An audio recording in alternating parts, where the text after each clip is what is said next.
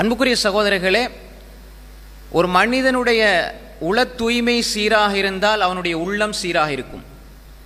அவனுடைய உள்ளத்தில் கலக்கம், திடுக்கம், விரக்தி, மன அழுத்தம், மனக்கோளாறு, மனப்பிரச்சனை எப்பொழுதெல்லாம் வருமோ, முஸ்லிமாக வாழ்ந்து கொண்டு எப்பொழுதெல்லாம் வருமோ அப்பொழுது அவனுடைய இஹ்லாஸில் கோளாறு இருக்கிறது என்பதுதான் தெளிவாக அவன் உணர்ந்து கொள்ள வேண்டிய உண்மையான விடயம்.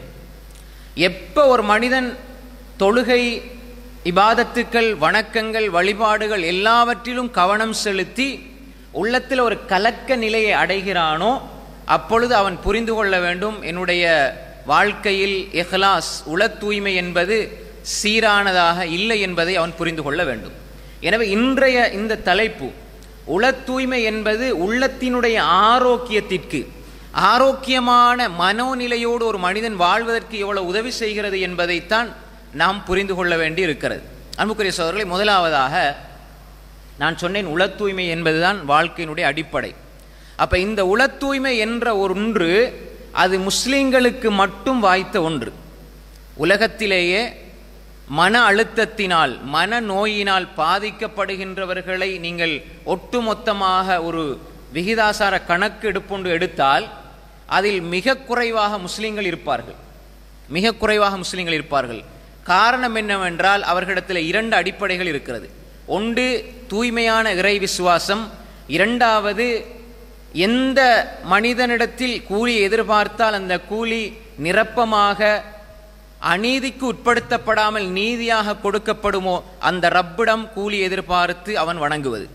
இந்த ஈமானும் இஹ்லாஸும் இருப்பதனால்தான் ஒரு மனிதன் மனிதனாக வாழ முடியும், ஒரு முஸ்லிமாக வாழ முடியும், ஒரு முஸ்லிம் ஆரோக்கியமான மனோநிலையோடு வாழ முடியும் என்பதை இன்றைய ஆய்வுகளில் நாம் தெளிவாக புரிந்து கொள்ள முடியும். எனவே அன்புக்குரிய சகோதரர்களே, இந்த இஹ்லாஸ் என்பதை நாம் முதலாவதாக புரிந்து கொள்ள வேண்டும். இஹ்லாஸ் என்றால் என்ன? இஹ்லாஸ் என்றால் என்ன? பொதுவாக இஹ்லாஸ் என்று சொல்லி உள தூய்மை என்று நாம் அடிக்கடி சொல்லுகிறோம், பேசுகிறோம், கதைக்கிறோம். இபாதத்துக்கு அடிப்படை, இபாதத் செய்யும் பொழுது இஹ்லாஸ் அவசியம் என்றெல்லாம் நாம் சொல்லுகிறோம். சொல்லப்பட வேண்டிய, மௌத்து வரை பேண வேண்டிய ஒரு அம்சம். உண்மையில் இஹ்லாஸ் என்பதற்கு வரைவிலக்கணம் கொடுத்த அறிஞர்கள் பலவிதமான வரைவிலக்கணங்களை சொல்லியிருக்கிறார்கள்.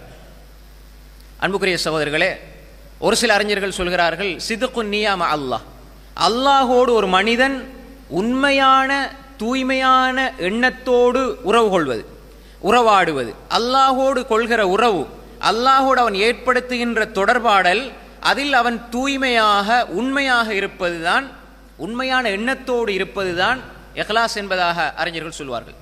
இன்னும் சில அறிஞர்கள் சொல்கிற பொழுது ஒரு மனிதனுடைய இரகசிய வாழ்க்கையும் பரகசியமாக இருக்கிற வாழ்க்கையும் ஒன்றாக இருப்பது. இப்போ ஒரு மனிதன் மக்களோடு மக்களாக இருக்கிற பொழுது அவனுக்கு விபச்சாரம் செய்யணும், களவெடுக்கணும், மதுபானம் குடிக்கணும்னு எண்ணம் வராது. ஏன்டா மக்கள் பார்த்துட்டு இருக்கிறாங்க தானே. இதே எண்ணம் அவனுக்கு தனிமையிலும் இருக்குமாக இருந்தால், ஏன் தனிமையில் இருக்கிற பொழுது அல்லாஹ் என்னை பார்த்து கொண்டிருக்கிறான்ற உணர்வு இருந்தால், அதாவது வெளிப்படையான மக்களோடு மக்களாக இருக்கிற பொழுது இருக்கிற மனோநிலை தனிமையில் இருக்குமாக இருந்தால் அது இஹ்லாஸ் என்று அறிஞர்கள் சொல்லுவார்கள். இன்னும் சில அறிஞர்கள் சொல்கிற பொழுது ஒரு மனிதனுடைய வாழ்க்கையில் அவனுடைய இதயத்துடைய தொடர்பு மஹ்லூக், படைப்பினங்கள் என்னை பார்க்கிறார்கள் என்பதை விட படைப்பாளனாகிய ரப்பு என்னை பார்த்து கொண்டிருக்கிறான் என்ற எண்ணத்தில் வாழ்ந்து படைப்பினங்கள் பார்ப்பதை அப்படியே மறந்து போய் ரப்பு பார்க்கிறான் என்பதில் நிறைத்திருத்தல், நீடித்திருத்தல், அப்படி மரணம் வரை அவன் ஸ்தீரணமாக உறுதியாக இருப்பது என்பதாக அறிஞர்கள் சொல்கிறார்கள். இஹ்லாஸ் என்பது குறித்த ஒரு இபாதத்தில் வந்து செல்கின்ற சாப்பாட்டு மேசையில் இருக்கிற இடையே தொட்டுக்கொள்கின்ற ஊறுகாயை போன்ற அல்ல. இபாதத்திலே, வணக்க வழிபாடுகளிலே, வாழ்க்கையிலே மரணம் வரை அவன் வாழ்கிறான் என்றால் வணங்குகிறான் என்றால் அவன் உள தூய்மையோடு இருக்கிறான். மௌத்து வரை பேண வேண்டிய ஒன்றுதான் இஹ்லாஸ் என்பதை நாம் புரிந்து கொள்ள வேண்டும். தொழுகிறேன், இஹ்லாஸை பேணிக் கொள்கிறேன். ஜகாத் கொடுக்கிறேன், இஹ்லாஸை பேணிக் கொள்கிறேன். தர்மம் செய்கிறேன், இஹ்லாஸை பேணிக் கொள்கிறேன் என்று வாழ்கிற மனிதர்கள் வாழ்க்கையையும் இபாதத்தையும் பிரித்து பார்க்காமல் வாழ்க்கையே வணக்கம், நான் திரும்பி ஒருவனை பார்த்து சிரிக்கிறேன், அவன் நண்பன் என்பதற்காக அல்ல, எதிரியாக இருந்தாலும் அவனை பார்த்து சிரிக்கிற மனோநிலை இஹ்லாஸ். உங்களை பார்த்து காரி துப்பியவர்களை மன்னிப்பது இஹ்லாஸ். உங்களோடு வேண்டுமென்றே உங்களுக்கு அநீதி இழைத்தவர்களை மன்னிப்பது இஹ்லாஸ். குடும்பம் உங்களை விட்டு ஒதுங்கி செல்கிறதா, நீங்கள் சென்று போய் சலாம் சொல்லி அவர்களோடு சேர்ந்து கொள்வது இஹ்லாஸ். இதற்கெல்லாம் இஹ்லாஸ் தேவை. ஒரு மனிதனை பார்த்து சிரிப்பதற்கு இஹ்லாஸ் தேவை.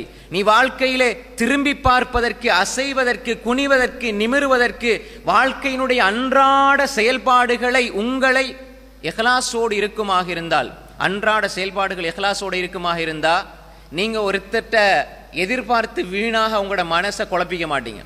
நீங்க உங்களோட நண்பர்கிட்ட நான் பார்த்து இவரை சிரிக்கும் பொழுது அவர் சிரிச்சு போட்டு என்ன சுகமா இருக்கிறீங்களா அல்லது 4 விஷயம் என்கிட்ட கேட்கணும் நீங்க எதிர்பார்த்து அவர் கேட்க வேண்டும் என்று நீங்கள் எதிர்பார்த்து சிரித்தால் அவர் அப்படி நடந்து கொள்ளலைன்னா கவலை தான் வரும்.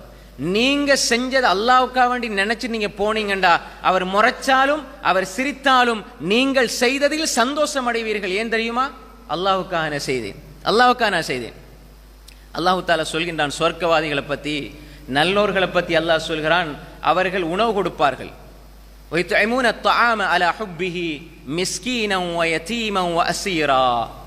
அவர்கள் உணவு கொடுப்பார்கள். யாருக்கு கொடுப்பாங்க? وَيُطْعِمُونَ الطَّعَامَ, உணவு கொடுப்பார்கள். யாருக்கு? மிஸ்கீன்களுக்கு கொடுப்பாங்க, யதீமு கொடுப்பாங்க, அசீரு கொடுப்பாங்க. எதனால் கொடுப்பாங்க தெரியுமா?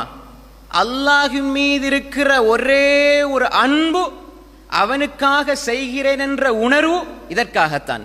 وَيُطْعِمُونَ الطَّعَامَ عَلَى حُبِّهِ مِسْكِينًا وَيَتِيمًا وَأَسِيرًا إِنَّمَا نُطْعِمُكُمْ لِوَجْهِ اللَّهِ لَا نُرِيدُ مِنكُمْ جَزَاءً وَلَا شُكُورًا إِنَّا نَخَافُ مِنْ رَبِّنَا يَوْمًا عَبُوسًا قَمْطَرِيرًا. இங்கே தான் நாங்கள் கவனிக்கணும். அவர்கள் وَيُطْعِمُونَ الطَّعَامَ عَلَى حُبِّهِ, அல்லாஹ்வின் மீது கொண்ட அன்பினால் மாத்திரம் அவர்கள் மிஸ்கீன்களுக்கு உணவு கொடுப்பார்கள். மிஸ்கீன்கள் பாதையில் போறவங்க வாரவங்க மிஸ்கீன்கள், இவங்களுக்கு உணவு கொடுக்கறதுல எந்த பிரச்சனையும் இல்லை. யத்தீம் அனாதை கொடுக்கறதுலையும் பிரச்சனை இல்லை, அது எல்லாரும் செய்யறதுதான். ஆனால் அசீருக்கு உணவு கொடுப்பார்கள் அல்லாஹ் சொல்றான். இங்க தான் கவனிக்கணும். எப்படி அசீருக்கு ஏன் உணவு கொடுப்பார்கள் என்றால், அசீர்னா யார் என்றால் சிறை கைதி.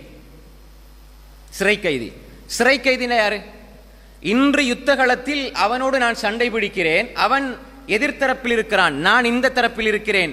அவனுடைய வாள் முனையில், அவனுடைய வாள்ல என்னுடைய கழுத்து அகப்பட்டிருந்தால் இந்த நாள் அவன் என்னை வெட்டி இருப்பான்.